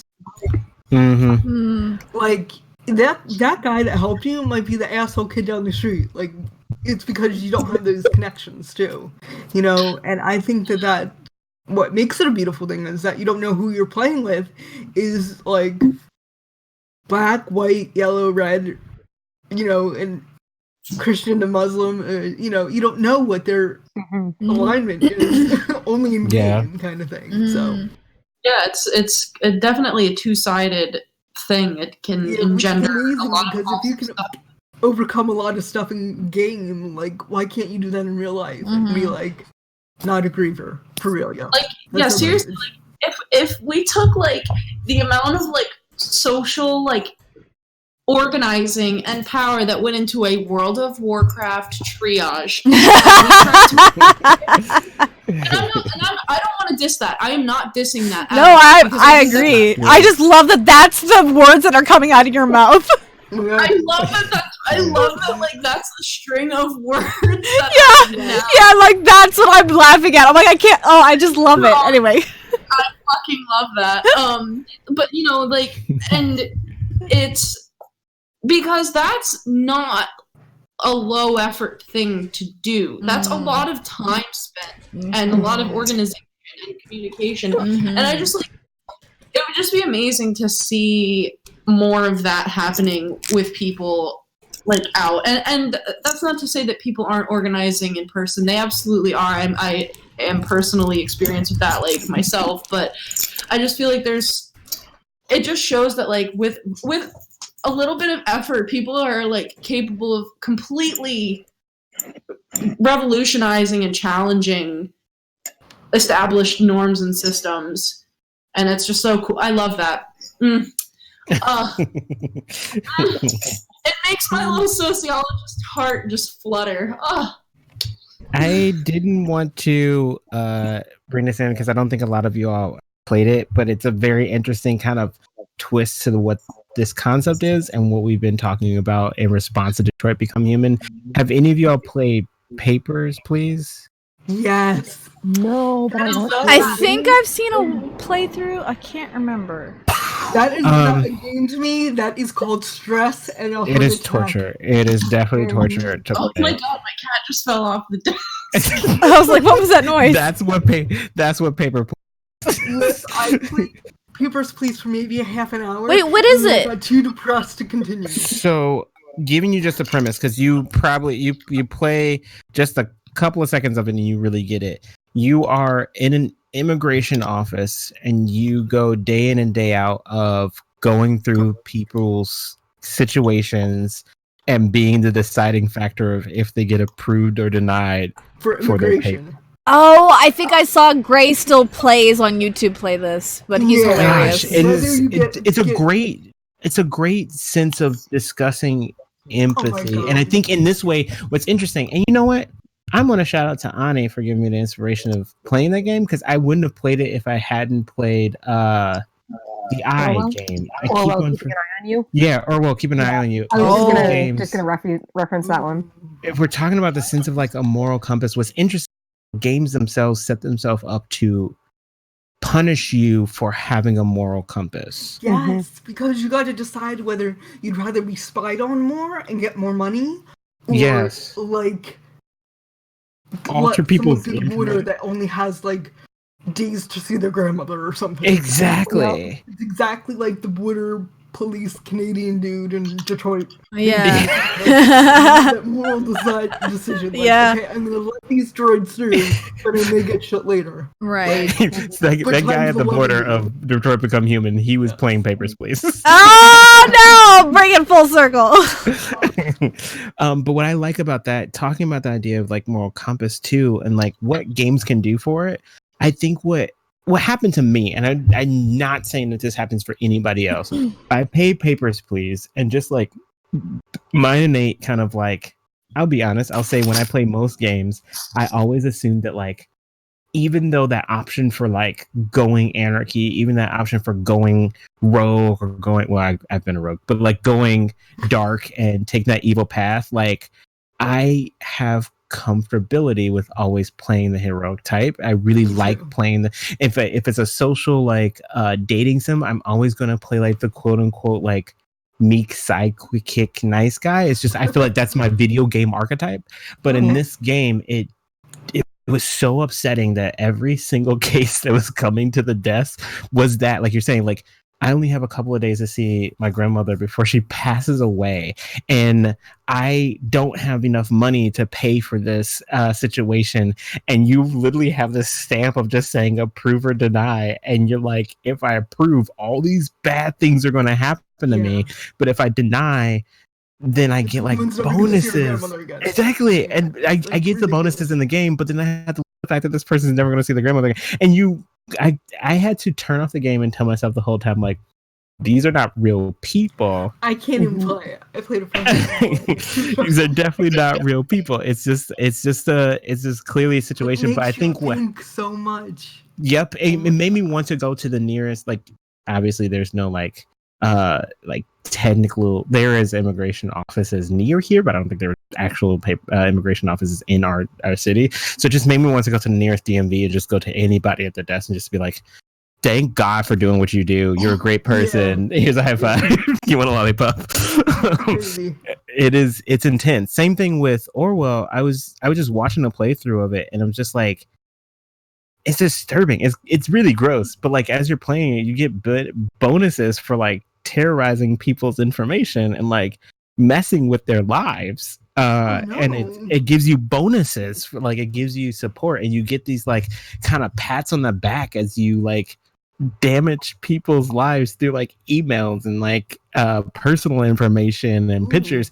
And so I'm like, this is disgusting, but also at the same time, when you turn off the game, you're just like, for me, I want to sling forward into the sense of like, I want to do something really nice. So I'll just like ask a friend, you want to go out to lunch? I'll pay. Don't worry about it. Don't bring your phone. Don't email me. Don't email me. Don't bring your phone. Spoil and also leave it home. Yes. That way they can't track you on the location services. But I think that's really interesting. I don't know what the effect is for other folks, and that's why I didn't want to bring it up again for this one. But we definitely went into that philosophical conversation, which is why I love doing these things on Mystic Hour. We go there. Hell yeah. Hell yeah.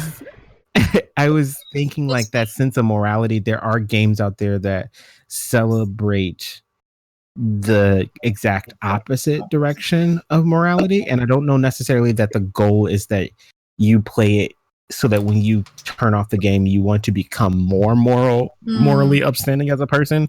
I think that it just gives you that taste. For a lot of people, it's like, I want that taste of being evil. Are you thinking like Postal and like that kind of game, or Postal's another one. Yeah. And when I think about, because I was originally telling you all when I was listening to different games about this genre, I mentioned Infamous, the Infamous saga. And in the Infamous saga, at that time when that game came out, it was like same thing with Fable 2. Like, the more in one direction that you go, the more benefits you get. So the more evil you are, the more you get to, like, honestly, especially in Fable, you look cooler when you get more and more evil, until like by the end you live as like demon, like god. Same thing with Infamous. You kind of slowly change the more that you play through the story and make these intentionally evil decisions, or you kind of go with this different direction. But with Infamous, when I turned the game off, I didn't necessarily felt like it cared if I went left or right, because at the end of the day, the ending was still the same. And in a way that I just kind of like felt crappier, that I was like, well, why did I have to play in any morality direction? Can I just be neutral the whole game? But I think that it's more so in these games, especially like Papers, Please, where there is no middle ground. You have two stamps. You have either approve or deny. And regardless of what the case may be, you have to make those decisions. And it's a bonus if you make a decision left or right. It forces you to kind of go in a direction. I do appreciate it. I know Vanish X Zone was saying that's one of their favorite games. And I will say, as much as I have felt very uncomfortable playing it, I liked it because it made me feel playing it. It forces you into a mindset that you're not used to when playing. Yeah, into the mindset, into that space that makes you feel uncomfortable, that all of us hate. We have to have to examine that once in a while, I think, and it's like in the back of a Volkswagen. Yeah. I'm kidding. That's We hit a lot of my topics. We like murdered the topics that I had. We went hard tonight. We hard carry. Peacefully. The only question I didn't get to talk about, which actually we Sarah briefly brushed upon it because I felt like this was a gripe that I had with at least the horror series. Quicktime Events. Oh, yeah. Quicktime Events. The timed choices in Detroit where if you don't press the button, the little time. I hate that. I hate that. Quicktime events, I feel like, are the bane of this mechanic because I think at the end of the day, one of the things I will say that I do. Nope, I don't like that about either. I was going to say we haven't talked about Telltale games, but they do the same thing. Their decisions are timed so shortly, and it makes like me, I would panic, and I don't know the controller that well. I pressed I meant to press like square, but I pressed like triangle. Like I'll miss because I'm not looking at my hands, I'm looking at the screen, and I'm like, I didn't mean to press that. Particularly with Telltale games, I've had a problem with the QuickTime event because one, most of the questionnaire, like the decisions that you make, super wordy. They're so wordy, and so you're sitting there reading the whole thing, and I get, and it's like, well, that's the only one I read, so I gotta pick that one. And the timing for it is so panicky, and so after a while, when I play Telltale games, I don't even really read it. I just kind of like go with the button and like, well, let's see how this goes. We're feeling a little triangle today. Everyone else. It makes Telltale games fun because it's very Russian roulette gameplay. Because after a while, I was like, I wonder how he's going to respond to this. I mean, it's like... Oh, go ahead, Ani. I think like Until Dawn, because they use that incredibly heavily. Yes. But it's like you get 1 or 2 word descriptions of what each button is. It's like go left or follow the voice, or it's drop or hold on or and so I think it's like, but I know also like the playthrough that I was watching, because I haven't played that game. Like every once in a while they would just like pause it to like figure out, okay, which one, because like, especially in a game where it does have multiple endings that are like very different and you have like life and death, it's hard to make those choices fast. It's like, it's reflective of real life, but at the same time, it's a game. I know, I don't play games super stressed, like at least not for that long of amount of time. And so like actually that's one thing that has turned me off of that type of game. Like I have no interest in playing Until Dawn, other than just because it's a horror game. But like because I don't want to make those quick decisions because I can't deal with that stress. I get stressed just watching someone else play it. Yeah. Like I was on a roller coaster in Detroit and they gave me time, but it wasn't enough, and I'd be like, ah! Yeah, that's like what Kristy was saying, and also like Ani is saying, there's that problem that happens that quantifies the stress in the game, because I think that there is a use for a timer for decisions. I do think that. Oh, for sure. But I feel like the brain, one of the things that's lucky for me is that I have been playing video games for a very long time, so certain controllers just feel innate.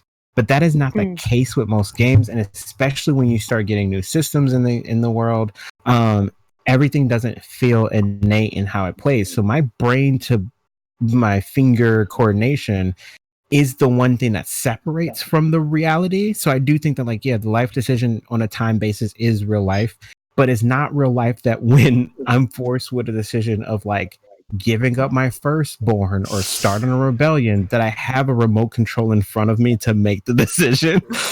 Usually it's your words or your body that's doing it. So I feel like that sense of like putting the controller in front of you and then saying your brain is going to communicate to your hands to do something, to press a button, it adds another step to the decision process that wouldn't naturally happen in a real game or in real life, because your brain doesn't have to normally work that way. Like it's adding an extra like multi-second of signal that you don't normally use, and it's such a split second of a neuron, but it's enough to like fuck you up, especially in those, like I said, decision. You're translating your decision into a button back into a decision. Yes, and then you put that on top of like again, Quicktime Events where, yes, I want to run out of this room and get away from the killer.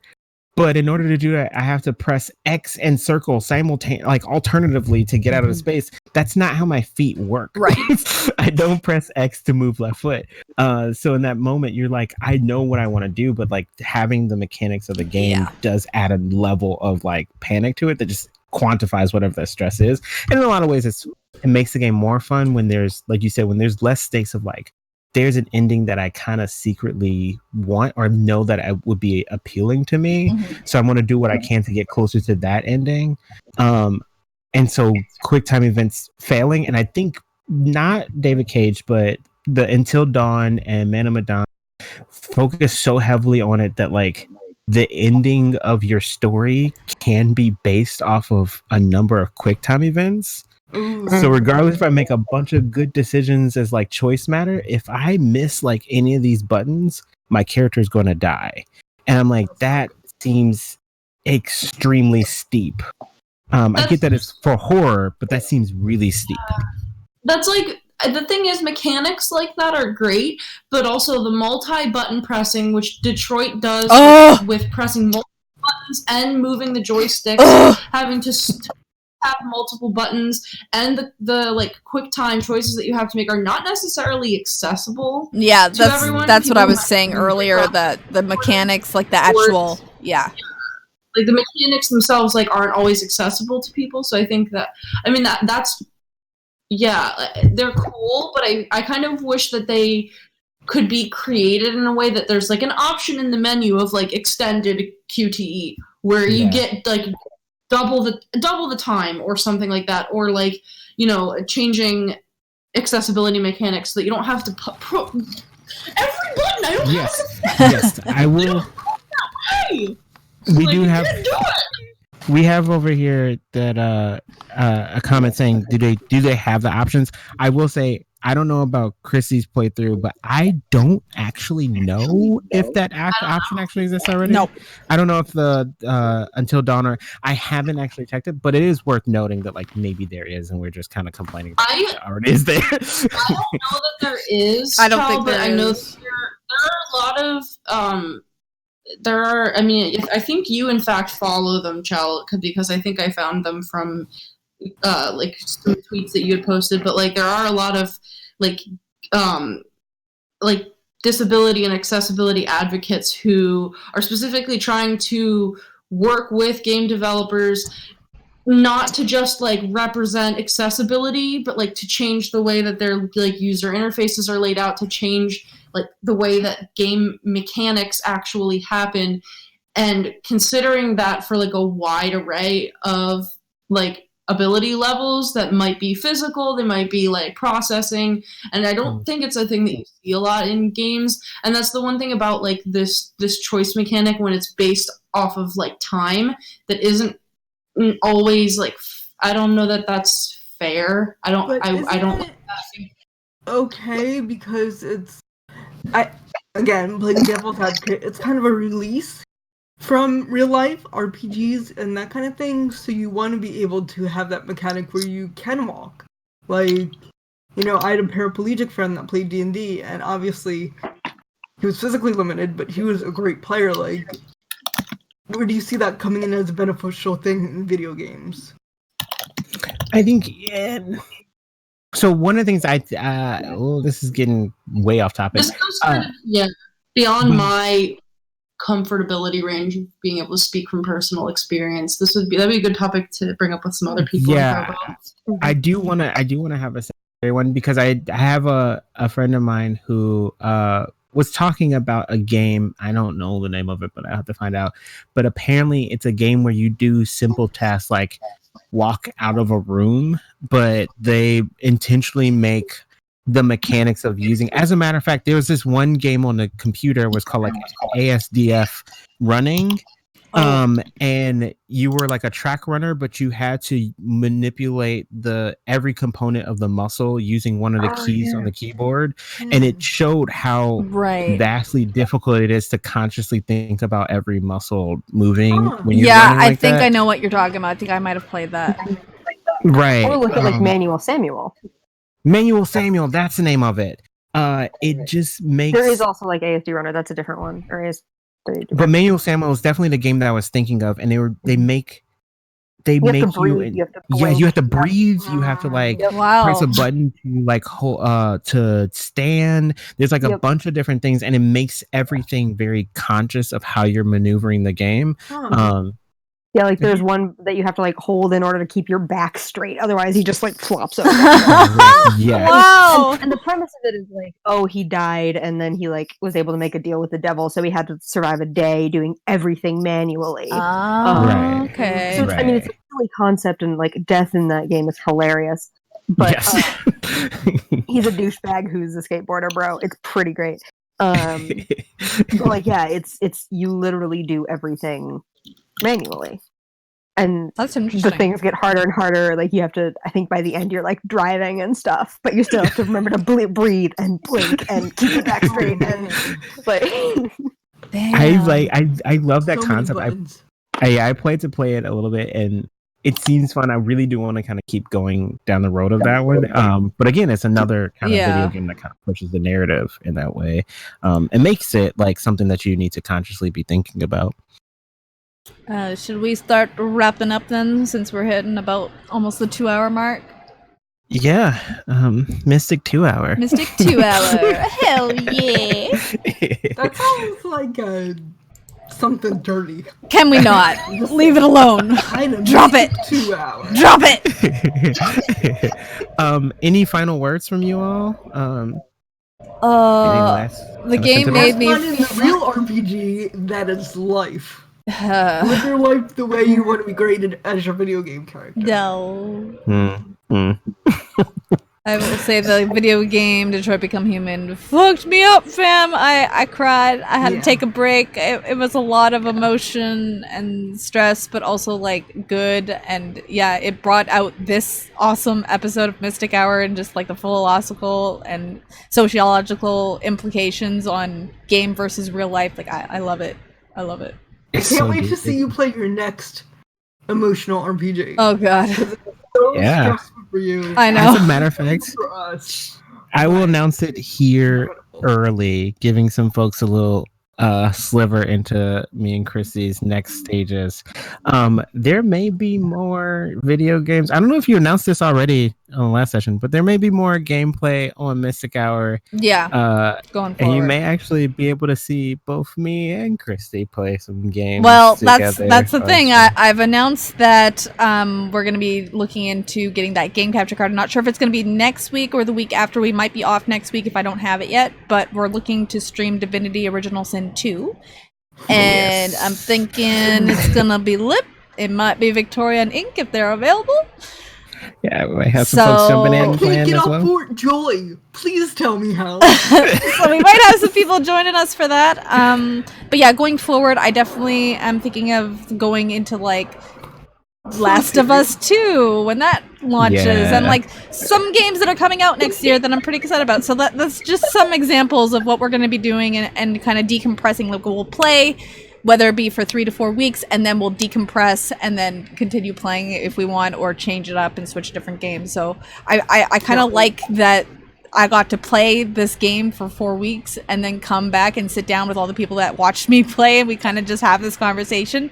So I feel like we're kind of going to be going along that route for a little while, at least until middle of next year is kind of what I'm guessing, until we're getting back into the Mystic Hour talk show platform program. But for now, it's going to be a little bit different. Yeah, so Love it. Yeah. I actually want to potentially do Manuel Samuel if we could. That would be an interesting kind of game to kind of jump into. Ooh, please for Kristy, Much the lighter. Canadian. So Please for Kristy the Canadian. I mean, true. Except. Definitely send us your ideas if there's games that you really think that would be fun for me and Kristy to try out, hopefully together, maybe one at a time, maybe pass the controller, because we could do that. Yeah. We could pass the controller to each other. Then let us know. We'll be interested in trying it out. Yeah, sounds good. Any last thoughts from the rest of you, BBs? announcements? Thank you, Vic, for throwing the schedule up on the chat. Yeah. Please check us out. We're on stream all the time. Pretty soon we're gonna be on the stream 24/7.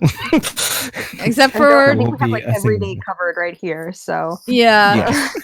And then Storm King's Thunder tomorrow is going to be a VOD rerun of last week's session while the group of us get prepared for session 0 of Shadowrun. We're potentially recording it, but we are not streaming it. We will be streaming episode 1 November 1st for Shadowrun 6th edition. Come join us then on Friday. Yeah. nice. Thank you all so much for coming on the show. Hell yeah, it was so good, you We had guys. Vic, we had Sarah. You guys brought it today. Nailed it. We went hard. We went real hard. Yes. All right, guys. Well, thanks again to Little Dragon Core. Remember to enter the coupon code BONUS at checkout on their website. I can see Victoria typing in the command chat right now. Boom. That's my girl. And we will see you next week or potentially the week after. Just stick around, check out my Twitter or Proficiency's Bonus Twitter for updates on Mystic Hour's schedule and whether Divinity launches next week or the week after. Keep posted. But we will see you around all this week. Okay, love you. Bye. Bye.